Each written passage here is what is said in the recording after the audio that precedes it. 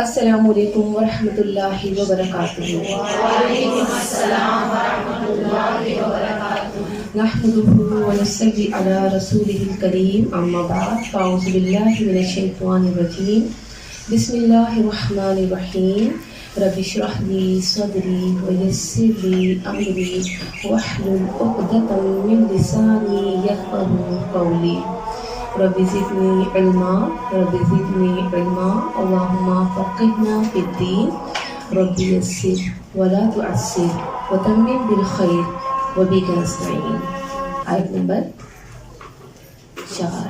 الیہ، طرف اسی کے، مرجعکم، لوٹنا ہے تمہارا، راجع عین، جمیعا، سب کے سب، جمع سے جمع ہونا، اکٹھے ہونا، وعد اللہ، وعدہ ہے اللہ کا، حقاً سچا، انہ، بے شک وہ، یبدأ الخلق، وہ ابتدا کرتا ہے پیدائش کی، یبدأ بعد الحمزہ، اور خلق خلق خالق، ثم پھر، یعیدہ، وہ دوبارہ لوٹائے گا اسے، لیجزیہ، تاکہ وہ بدلہ لے، یجزیہ جزا سے، الذین، انہیں جو، آمنوا، امن سے ایمان لائے، وعملوا، عمل سے، اور انہوں نے عمل کیے، صالحات، نیک، بالقسط، قاف سین طا، ساتھ انصاف کے،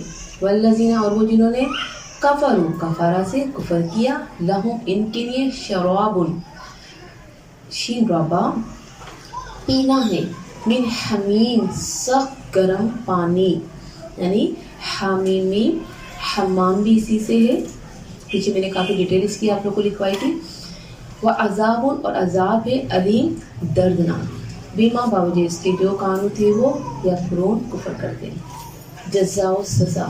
ٹاپک، پہلے اللہ رب العالمین نے اپنی تدبیر کو بیان کیا، اور مقصود کیا تھا کہ جس نے پیدا کیا ہے اسی کی عبادت کی جائے، اور اس کے بعد اب اللہ کی طرف ان سب کو واپس لوٹنے کی بات ہے، یعنی دیکھیں کتنی ترتیب سے بات چل رہی ہے نا، سبحان اللہ، کہیں اور نہیں جانا بلکہ وہیں جانا ہے جہاں سے آپ آئے ہو، آپ نے وہیں واپس پلٹنا ہے۔ رسول اللہ صلی اللہ علیہ وسلم نے فرمایا، اللہ اگلے پچھلے لوگوں کو جمع کرے گا، سب کھڑے ہوں گے مقرر دن میں، یعنی اس دن بیٹھنے کی جگہ نہ ہوگی، سب کھڑے ہوں گے۔ ہم لوگ کوئی لائنس لگاتے ہیں، ڈاکٹرز کے جاتے ہیں تو ہم کیا کہتے ہیں کوئی سیٹ مل جائے، ہم سے کھڑا نہیں ہوا جاتا، اور وہاں کتنا لوگ ہوگا، 100 ہزار 100 لاکھ، کچھ نہیں جانتے، اور اتنا رش، اور کوئی جگہ ہی نہیں ہوگی بیٹھنے کی، سب کھڑے ہوں گے، اللہ اکبر۔ اور یہ دن آئے گا، اس میں کوئی شک نہیں ہے، وعد اللہ حقا، یہ ایک دم سچی بات ہے، یہ اللہ کا وعدہ ہے، اور اللہ کا وعدہ میرا جھوٹا ہو سکتا ہے؟ نہیں نہیں نہیں، اللہ تو ہمیشہ سچ ہی فرماتا ہے۔ تو جو پہلی بار پیدا کرنے پر قدرت رکھتا ہے، اس کے لیے دوبارہ پیدا کرنا کیسے مشکل ہو سکتا ہے؟ انہ یبدأ الخلق ثم یعیدہ لیجزیہ، یعنی جو پہلی بار پیدا کر سکتا ہے اس کے لیے دوبارہ پیدا کرنا مشکل ہے، بلکہ پہلی بار کوئی چیز بنانا مشکل ہوتی ہے کہ کیسے بنائی جائے، لیکن ایک دفعہ بنا لیتے تو دوبارہ بنانا اس کے لیے کوئی مشکل نہیں ہوتا، تو اللہ کے لیے اس کو دوبارہ زندہ کرنا کوئی مشکل نہیں ہے۔ اچھا، دوبارہ زندہ کیوں کیا جائے گا؟ بس یہیں پہ کہانی ختم ہو جاتی، ٹھیک ہے زندگی جیسی بھی گزار لی، ختم، ہڈیاں مٹی، لیکن اللہ تعالیٰ نے یہاں پہ فرما دیا، لیجزی الذین، بدلہ بھی تو ہے نا، جو بو کے وہ کاٹو گے نہیں، جسے کسان انتظار کرتا ہے نا بیج بو کے، جی اب مجھے اپنی فصل کاٹنی ہے، تو مجھے اور آپ کو بھی اپنی فصل کاٹنی ہے، اب دیکھنا یہ کہ میں اور آپ بیج کون سا بو رہے ہیں، ہمیں کون سی فصل ملنے والی ہے، لیجزی الذین، تاکہ اللہ تعالیٰ ان لوگوں کو جزا دے جنہوں نے نیک اعمال کیے۔ اب برے اعمال والے تو چاہیں گے کہ بس جی سب کچھ ختم ہو جائے، لیکن جو نیک اعمال والے وہ تو انتظار کریں گے نا، جسے کسان انتظار کرتا ہے، بڑی محنت کی ہے میں نے، اب تو میری فصل آئے گی. تو نیک انسان عمل کرنے والا وہ انسان بڑی محبت سے انتظار کرے گا کہ مجھے جو ہے اس کا بدلہ ملے. تو اللہ تعالیٰ بھلا کسی کے عمل کو ضائع کر سکتا ہے؟ نہیں. اللہ تو کسی کے عمل کو ضائع نہیں کرتا. تو اللہ تعالیٰ کیا فرما رہا ہے؟ اللہ تعالیٰ ہم لوگوں کو جزا دے گا جنہوں نے نیک اعمال کیے. آمنوا وعملوا الصالحات. اور یہ کیا ہوگا؟ انصاف کے ساتھ ہوگا. تو دنیا کیا ہے؟ دارالعمل ہے. اور آخرت کیا ہے؟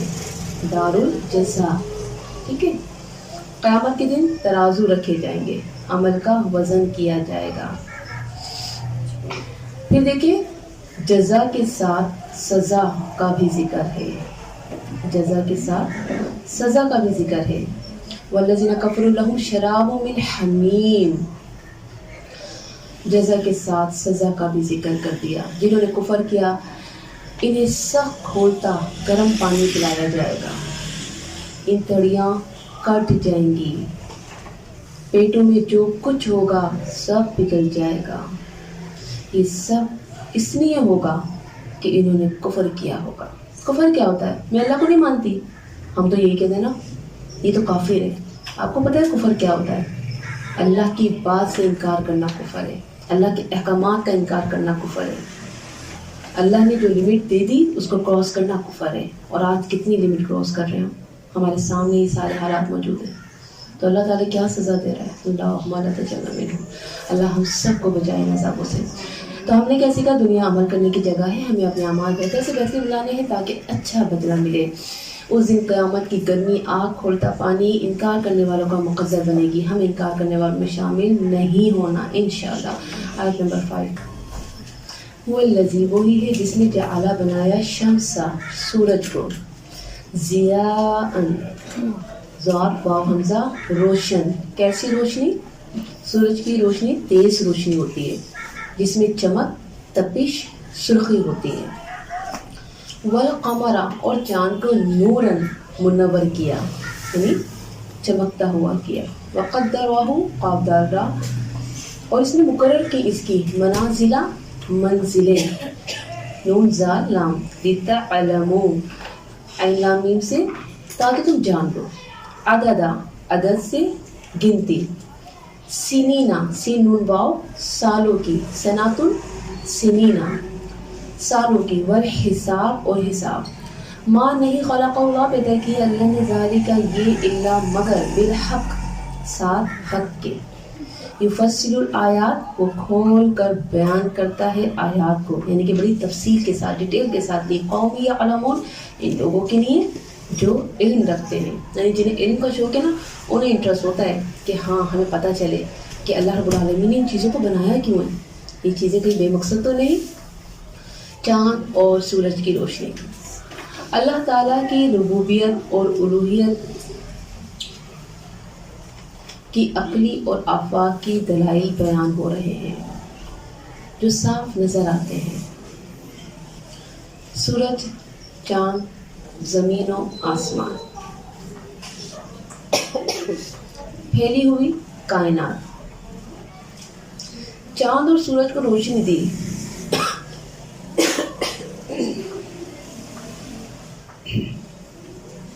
دونوں کی روشنی میں فرق رکھا.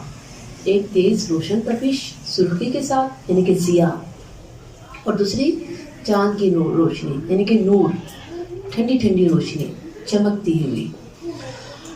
اور شمس و قمر کی منزلیں مقرر کی. منزل سے مراد وہ چینجز ہیں جو گھٹنے اور بڑھنے میں آتی ہیں. جیسے آپ نے چاند کو دیکھا نا گھٹتا ہے بڑھتا ہے. اور سورج کا کیا ہوتا ہے؟ ایک دم تیز روشن ہوتا ہے پھر اس کی روشنی مدھم ہو جاتی ہے ہلکی ہو جاتی ہے شام کے ٹائم پر. اور چاند کے جو اوقات ہیں دن ہیں کبھی 28 راتوں میں اور کبھی 29 اور کبھی 30 کا مہینہ ہوتا ہے. یہ ہم سب جانتے ہیں. چاند کے مطابق ہر رات ایک منزل پر پہنچتا ہے اور کبھی غلطی نہیں کرتا. یعنی آپ یہ دیکھیے کب سے بنے ہوئے 1000 نہیں کئی ہزاروں سال اور ہم نہیں جانتے کہ کتنے سال. لیکن یہ جو اپنا کام کر رہے ہیں نا بڑی استقامت سے کر رہے ہیں. یہ اللہ سے یہ نہیں بولتے اللہ تعالیٰ بور ہو گئے کب تک ایسے ہی کرتے رہیں گے. نہیں، یہ میں اور آپ کہتے ہیں بور ہو گئی کب تک کلاس چلے گی، بس آف کرتے ہیں. اب تو 3 گھنٹے کی کر دیا آپ نے. کب تک بیٹھے رہے، پیر سنو گے آپ لوگ کر تو نہیں گئے ہیں. تو یہ استقامت کے ساتھ اپنے رب کی اطاعت کرتے ہیں. انہیں محبت جس سے ہوتی ہے نا، اس کی اطاعت کرنے میں بڑا مزہ آتا ہے. کس سے محبت کرتی ہے سوچیں. سب سے زیادہ تو ماں سے محبت ہوتی ہے، لیکن آج کل تو بیٹیاں ماؤں کو بھی کہہ دیتی ہیں کیا ہے امی. لیکن جس سے ہم محبت کرتے ہیں نا، اس کی بات ماننے میں بڑا لطف آتا ہے. تو ہر مخلوق اللہ سے بڑا پیار کرتی ہے، صبح شام اس کی تسبیحات بیان کرتی ہے، اس کی اطاعت کرتی ہے. اور میں اور آپ بھی اللہ کی مخلوق ہیں، تو ہمیں بھی صبح شام اپنے رب کی اطاعت کرنی ہے. تھکنا نہیں ہے، بور نہیں ہونا ہے کہ میں اپنی مرضی چلاؤں گی، اب بہت ہو گیا. نہیں نہیں نہیں، جس نے مجھے پیدا کیا نا، اس وجود پر تو صرف اسی کی مرضی چلے گی. یہ سوچ کے اپنی زندگی گزاریں. تو یہ کیا کرتے ہیں؟ استقامت کے ساتھ اطاعت کرتے ہیں اور کبھی غلطی نہیں کرتے. ابتدا میں چھوٹا اور باریک نظر آتا ہے، پھر آہستہ آہستہ بڑا ہو جاتا ہے، حتیٰ کہ 14ویں رات کو مکمل ہو جاتا ہے، پھر سکڑتا جاتا ہے، حتیٰ کہ پھر ہلال بن کر طلوع ہو جاتا ہے. جب سے اس کو بنایا ہے یہ باقاعدگی کے ساتھ یہی کام کر رہا ہے، استقامت کے ساتھ، کوئی چینج نہیں. الشمس، سورج کی منزلیں اس طرح کی نہیں ہے جیسے چاند کی ہوتی ہے. ہاں، سورج کی روشنی کم و بیش ہوتی ہے، لیکن سائز ایک ہی رہتا ہے. شرعی احکامات قمری کیلنڈر کے حساب سے ہوتے ہیں. شرعی احکامات کون سے؟ جیسے حج، روزہ، ایام عدت، رضاعت، عیدین وغیرہ. ٹھیک ہے، یہ قمری کیلنڈر کے مطابق ہوں گے. پھر بات ہے گنتی سالوں کی. اس سے کیا مطلب؟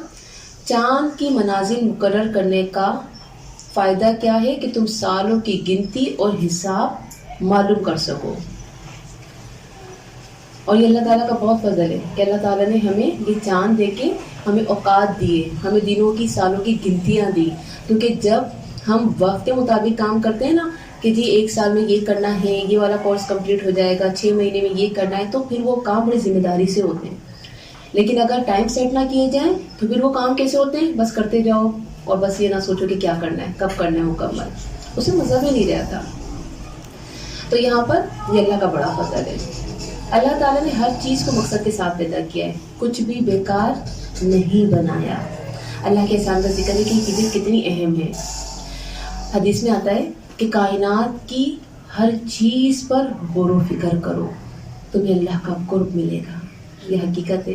مومن کی نشانی یہی ہوتی ہے کہ وہ ہر چیز کو دیکھ کے کہتا ہے سبحان اللہ، یہ اللہ نے کتنا خوبصورت بنایا ہے. وہ تسبیحات بیان کرتا ہے.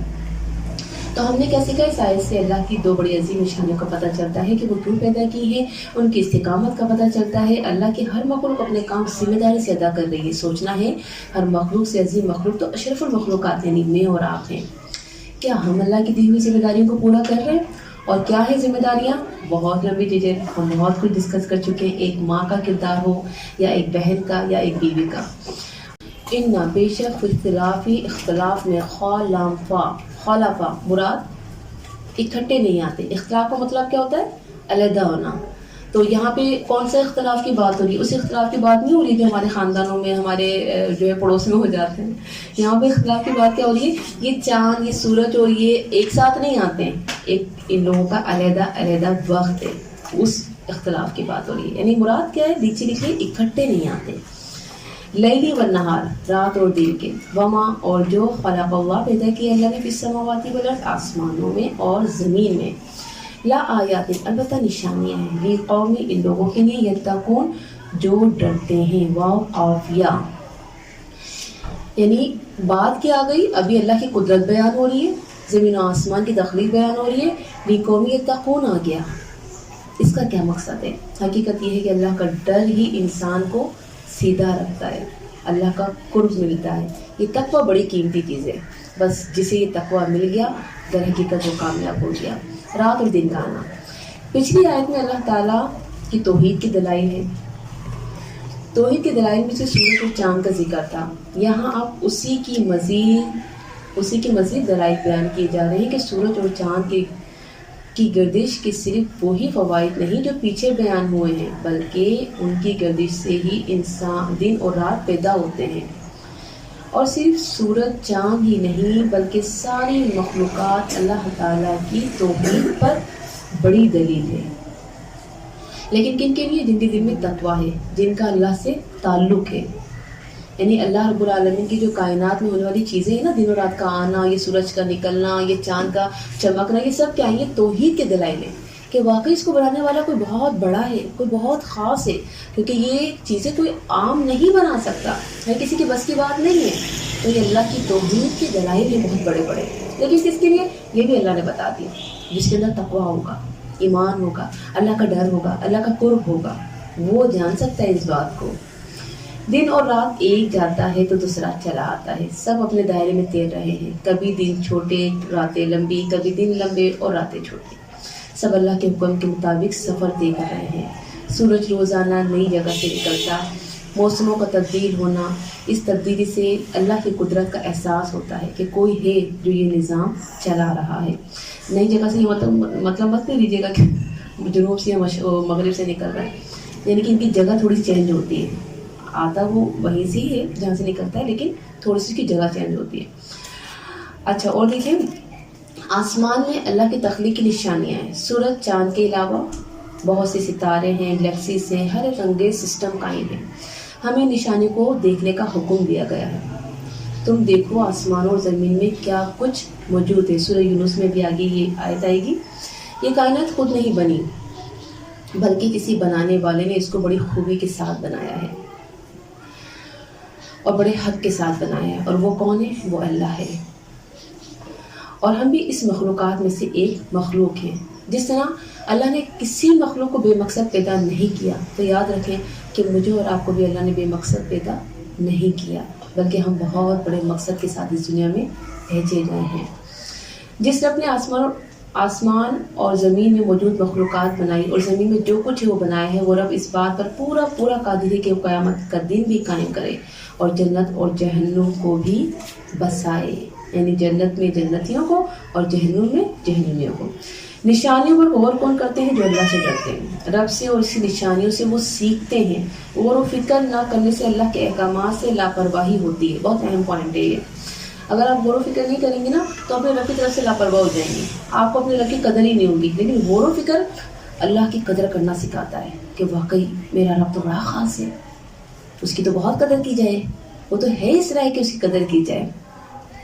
ہم نے کیا سیکھا؟ اللہ تعالیٰ کی مخلوقات میں غور و فکر کرنا اور عبرت کی نگاہ سے دیکھنا ضروری ہے۔ کائنات میں غور و فکر کرنے کے فائدے بھی ہیں، اس سے عقل و بصیرت بڑھتی ہے، ایمان اور عمل میں اضافہ ہوتا ہے۔ آیت نمبر 7، ان الذین، بے شک وہ لوگ، لا یرجون، نہیں وہ امید رکھتے، رجع، طمع، خوف، لقاءنا، ہماری ملاقات کی، وردو، اور وہ راضی ہو گئے، بالحیات دنیا، زندگی پر دنیا کی، وَاطْمَأَنُّوا، اور وہ مطمئن ہو گئے، طامئنون، یعنی کیسا مطمئن ہو جانا کہ دنیا کے مزے میں اتنے مگن ہو گئے کہ انہیں اپنے وہ گناہوں کی زندگی اتنی اچھی لگی کہ وہ مطمئن ہو گئے۔ کیسے؟ جیسے مثال کے طور پہ لوگ میوزک سنتے ہیں تو انہیں بڑا سکون ملتا ہے، وہ مطمئن ہو گئے کہ میں بہت اچھی چیز سن رہا ہوں۔ اور اکثر لوگ کیا کہتے ہیں کہ کیا گانا ہے، رونگٹے کھڑے ہو گئے تو وہ مطمئن ہو گئے اپنے گناہوں پر۔ تو لیکن مومن کس میں مطمئن ہوتا ہے؟ وہ قرآن سن کر مطمئن ہوتا ہے، اس کے رونگٹے جب کھڑے ہوتے ہیں، اس کا دل جو ہے جب روتا ہے، اور جو دنیا جس کی بات یہاں پر ہو رہی ہے دنیا داروں کی، ان کے دل کب روتے ہیں؟ جب وہ کوئی سیڈ سانگ سن رہے ہوتے ہیں۔ بیہا، اس پر، والذین، اور وہ جو ہوں وہ، ان آیاتنا، ہماری آیت سے، غافلون، غافل ہیں۔ 7، لوگوں کی غفلت۔ پچھلی آیت میں مخلوق کے آغاز اور دوبارہ پیدا کیے جانے کا ذکر تھا، اور اس آیت میں آخرت کا انکار کرنے والوں کا حال بیان ہوا ہے۔ 4 صفات بیان ہوئی ہیں یہاں پر۔ نمبر 1 کیا پڑھی ہم نے؟ وہ اللہ کی ملاقات کی امید نہیں رکھتے۔ نمبر 2 ہم نے پڑھی، وہ دنیا کی زندگی میں خوش ہو گئے، یعنی کہ جیسی زندگی گزارے، ہمیں روکو نہیں، بس ہمیں ایسی پسند ہے، ہمیں زیادہ ڈاکٹر پسند نہیں ہے، آپ کچھ مت کہیں، وہ ایسے خوش ہیں اپنی زندگی میں۔ نمبر 3 مطمئن ہو گئے، یعنی بے فکری کی زندگی گزار رہے ہیں، انہیں کوئی فکر ہی نہیں ہے۔ نمبر 4 کیا پڑھا ہم نے؟ اللہ کی نشانیوں سے غافل ہے، یعنی اللہ نے اپنا قرآن بھیجا ہے، اپنے احکامات بھیجے ہیں. یہ دنیا بہت بڑی نشانی ہے، قرآن بہت بڑی نشانی ہے، لیکن غافل ہیں. اللہ ہمارا خالق ہے اور ہمارا اس سے کوئی تعلق، اور ہمارا اس سے وہ تعلق ہے جو ایک بندے کا اور ایک رب کا ہوتا ہے. تو ہمیں اپنے رب کی اطاعت کرنی ہے، اس کی ملاقات کا بالکل ایمان رکھنا ہے کہ بے شک ہمیں اپنے رب سے ملاقات کرنی ہے. اور جس سے ملاقات کی جاتی ہے تو کیا ہوتا ہے؟ تیاری بھی کی جاتی ہے. تو ہمیں تیاری کرنی ہے.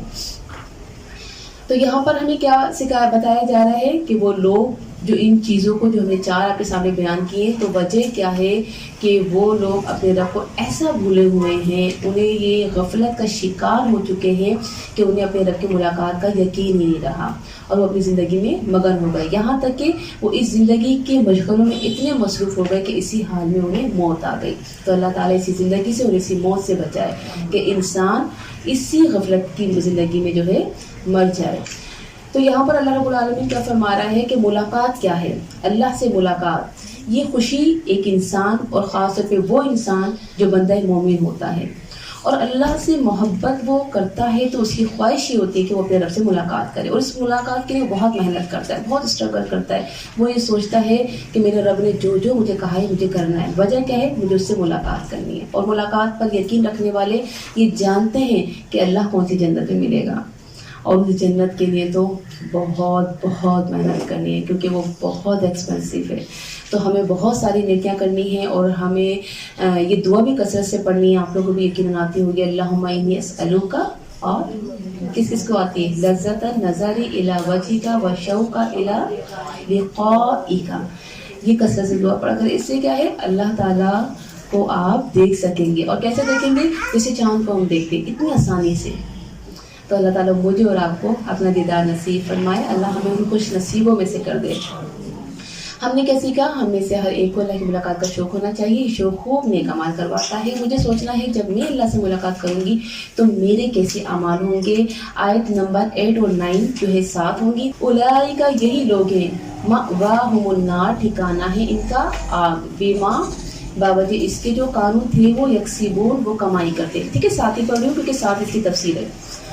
ان الذین، بے شک وہ لوگ، آمنو، ایمان لائے، وعملوا الصالحات، اور انہوں نے عمل کیے نیک، یہدیہم، رہنمائی کرے گا ان کی، ربہم، رب ان کا، بایمانہم، باوجہ ان کے ایمان کے، تجری، بہتی ہے، من تحتہم الانہار، ان کے نیچے سے نہریں، فی جنات، باغات میں، نعیم، نعمتوں والی، یعنی آسائشوں والی. 8 اور 9 اچھے اور برے لوگوں کا انجام. یعنی پہلی آیت میں ہم نے کس کا پڑھا تھا؟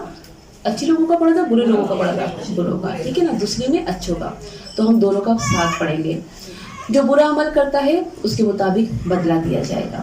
سورہ نساء، جو برا عمل کرے گا ویسا ہی بدلہ دیا جائے گا اور اللہ کے علاوہ وہ کوئی مددگار نہ پائے گا.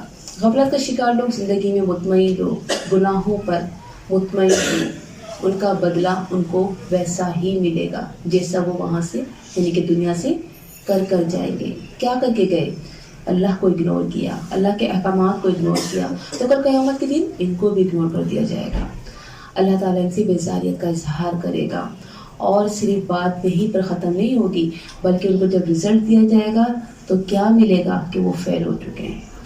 اور اقرا کتابی کا، پڑھ تو اپنی کتاب اور کر لے اپنا فیصلہ. وہ یہ جان لیں گے کہ ہم نے خسارہ اٹھا لیا اور پھر وہ جہنم میں ڈالے جائیں گے اور جہنم ان کا مقدر بن جائے گی. اب اطاعت کرنے والوں کا ذکر کہ ان کے عملوں کی وجہ سے اللہ تعالیٰ دنیا میں بھی رہنمائی فرمائے گا اور آخرت میں بھی رہنمائی فرمائے گا، حتیٰ کہ وہ آسانی سے پل صراط سے گزر جائیں گے. اس قدر رش میں وہ آسانی سے اپنی منزل حاصل کر لیں گے. کیسے؟ اللہ کی مدد سے. آپ کو پتہ ہے جب قرآن والے جو ہوتے ہیں نا ان کی زندگی میں اکثر مسئلے مسائل آتے ہیں، اللہ خود راستہ دکھا دیتا ہے. اللہ تعالیٰ خود مسئلے مسائل، اللہ تعالیٰ خود فیصلے کروا دیتا ہے اور اللہ تعالیٰ آخرت میں بھی نہیں چھوڑے گا انہیں. ابھی میں نے رش کی بات کی نا، تو وہاں پہ آگے دیکھیں اس رش میں اللہ تعالیٰ کیسے رہنمائی کرے گا کہ پل صراط سے ان کو سکون سے گزار دے گا. جس کو ایمان مل جاتا ہے اس کو پتہ چل جاتا ہے کہ مجھے کیا کرنا ہے، کیا کام عمل بہتر ہے. وہ اپنے کاموں میں ڈیسائسو ہوتا ہے. وہ یہ نہیں کرتا ifs and buts کے چکروں میں پڑھ کر اپنے وقت ضائع نہیں کرتا، بلکہ فیصلہ کرتا ہے کہ مجھے آج سے اپنی نئی زندگی گزارنی ہے، مجھے اپنے رب کے احکامات کو فالو کرنا ہے، مجھے کامیاب انسان بننا ہے، مجھے جنت کو حاصل کرنے کے لیے محنتیں کرنی ہیں. پھر آپ یہ دیکھیں کہ پل صراط کا راستے کے بارے میں ہم نے پڑھا. رسول اللہ صلی اللہ علیہ وسلم نے فرمایا کسی کا نور مدینے سے سوہا تک جا رہا ہوگا، یعنی کہ ایک مقام کا بتایا، یعنی اتنی دور تک روشنی پھیلی ہوگی عملوں سے، یعنی کہ جیسے عمل ہوں گے نا ویسے اس کے ساتھ روشنی ہوگی، اور کسی کی روشنی صرف اس کے پاؤں کے انگوٹھے میں ہوگی اور کبھی جلے گا اور کبھی بجھے گا۔ یہ کیسی کیفیت ہوں گی؟ یہ عملوں کے مطابق ہوگی، یعنی جتنے اچھے عمل ہوں گے اتنی تیز روشنی آپ کے ساتھ ہوگی۔ میدان حشر گپ اندھیرا اور پھر پرسرات، بال سے زیادہ باریک تلوار سے زیادہ تیز وہ پل، اس کو پار کرنا، اور روشنی جب مل جائے اور پھر تیزی مل جائے، او ہو وہی تو کامیاب ہو گیا۔ تو اللہ تعالیٰ، اللہ کے نبی فرما رہے ہیں کہ یہ اپنے عملوں کے مطابق ملے گا، جیسے عمل ہوں گے روشنی ویسے ہی ہلکی اور تیز ہوگی۔ تفسیر ابن کثیر میں ہے کہ کافر کا عمل بری شکل بدبودار ہوگا، وہ اپنے مالک سے چمٹ جائے گا، یعنی کہ جب وہ زندہ کیا جائے گا، میدان حشر میں داخل کیا جائے گا، یہاں تک کہ وہ اسے جہنم میں پھینکوا کے ہی دم لے گا۔ اللہم لا تجعلنا منہم۔ اور قبر میں نیک اعمال روشنی کی طرح ہوں گے۔ رسول اللہ صلی اللہ علیہ وسلم نے فرمایا مومن کی مثال اور موت کی مثال اس شخص کی طرح ہے جس کے 3 دوست ہوں، ان میں سے ایک مال ہو کیسے اپنی چاہت کے مطابق لے لو، دوسرا کہے میں تیرے ساتھ ہوں، جب تو مر جائے گا تو میں تجھ سے الگ ہو جاؤں گا، اور تیسرا کہے میں تیرے ساتھ ہوں اور تیرے ساتھ ہی نکلوں گا۔ کون پتہ چلے یہ تینوں کون ہیں؟ نہیں سمجھ میں آئے؟ پہلا دوست ہے مال، دوسرا دوست ہے اولاد، اور تیسرا اس کا عمل۔ اب آپ سوچیں گی نا تو پھر اچھی طریقے سے سمجھ جائیں گی۔ قبر میں نیک مرنے والے کے پاس، جسے ابھی ہم نے اوپر پڑھا کہ بد شکل ملے گا، یہاں پہ خوش شکل ملے گا جو نیک ہوگا، اور خوبصورت کپڑے، خوبصورت لباس، خوشبودار وہ شخص آئے گا اور کہے گا تجھے خوشخبری ہے، تجھے خوشخبری ہے، تو کامیاب ہو گیا۔ تو وہ کہے گا کہ تو کون ہے؟ تو وہ کہے گا کہ میں تیرا نیک عمل ہوں۔ سبحان اللہ، یعنی کہ وہ اللہ تعالیٰ کی طرف سے بھیجے ہوئے ایک تحفے کی مانند ہوگا، اور وہ اس نے وہ کیا ہوگا جو دنیا میں اچھے عمل کر کے اپنے رب کو راضی کرنے کی کوششیں کی ہوں گی۔ تو ہم نے کیا سیکھا؟ ایمان اور عمل صالح جنت کی کنجی ہے۔ ایمان کی بدولت دنیا میں استقامت ملتی ہے اور آخرت میں رہنمائی ملتی ہے۔ ہدایت میں اضافے کے لیے ایمان کو بڑھانا ہے، ہر دن نئی نیکی کی ابتدا کرنی